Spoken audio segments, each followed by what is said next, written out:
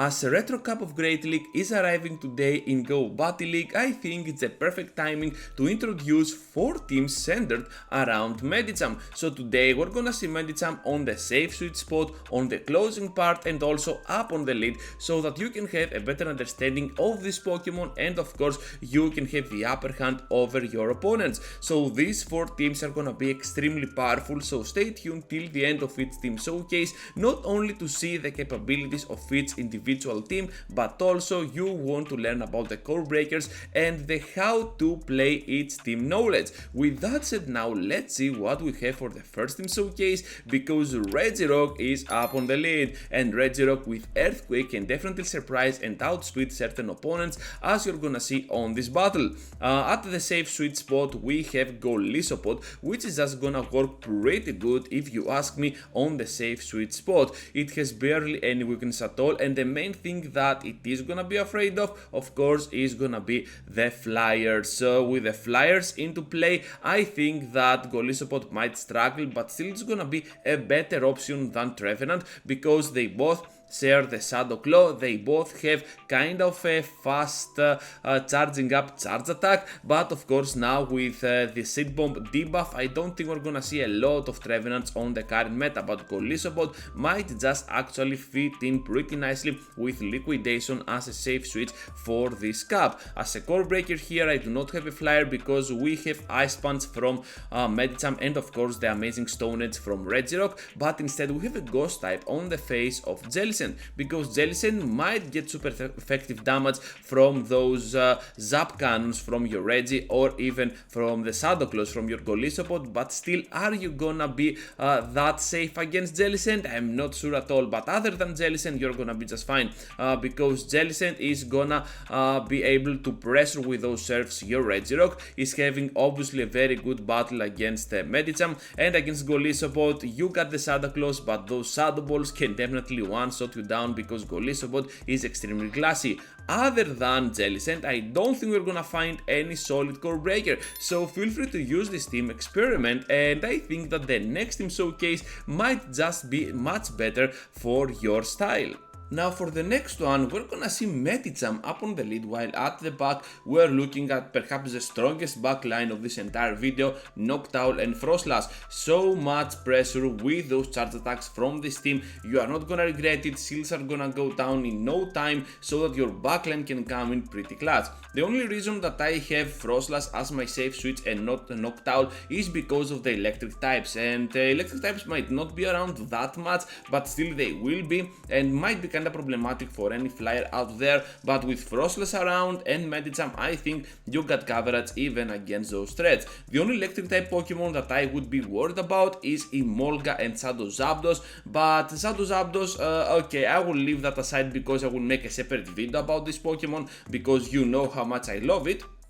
But of course for Emolga, which is a core breaker as well for this team, now with the new acrobatics, it is definitely gonna be able to almost one-shot an entire Medicham, while at the back, well, it has kind of a good matchup against your Noctowl. However, it is still kinda glassy, you can play around it, you still got the avalanches from your Frostlass. I could not find any other solid core breaker for this team, that's why I have Emolga here, but I think you definitely play around it. Enough about Emolga, let's see what we have here, because Medicham upon the lead is definitely gonna do a lot of work pressuring the opponent. You definitely need Ice Punch for the Flyers, and I believe I recommend going for Psychic as your second charge attack in order to get coverage against other fighters that are gonna be along the way, or just for general damage. This move is pretty awesome. At the back with your Frostlass, of course you know what to do, either Avalanche or Shadow Ball all the way to victory, while your Noctowl is also gonna be there. And what I like about this backline is that it can also protect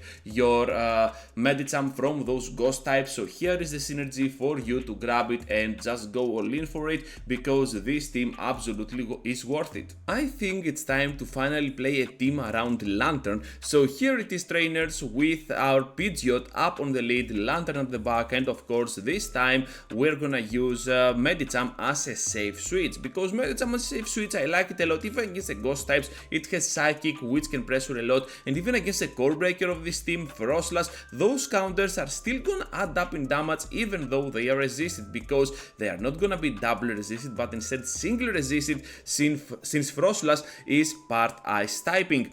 So about Pidgeot up on the lead, you do not be afraid to go straight for those Brave Birds, you are not gonna regret it. This team is afraid only of Frostlass, and I think it has no other weakness at all. Consider running Water Gun like I do over here for my Lantern instead of Spark, but of course Spark will be the superior move. It is just much better to use Water Gun when you want to farm down the opponent, since Spark will not help you on that factor, and this team will make up for Pidgeot's not bulk at the back, because you're having both Medicham and Lantern, which are both pretty bulky options, and of course you can always rely on those two in order to surpass your opponent on those shield scenarios. They can tank the move so that Pidgeot then can definitely come back and return into the battle with a Brave Bird or two and finish them off. So as you may have already noticed, yeah, you have to switch and rotate around your Medicham in order to be extremely useful with your Pidgeot on the end game. So that's all about this team showcase. Let's see what we have for the final one. So most of the times Leaky Tank is a safe switch, right? Right.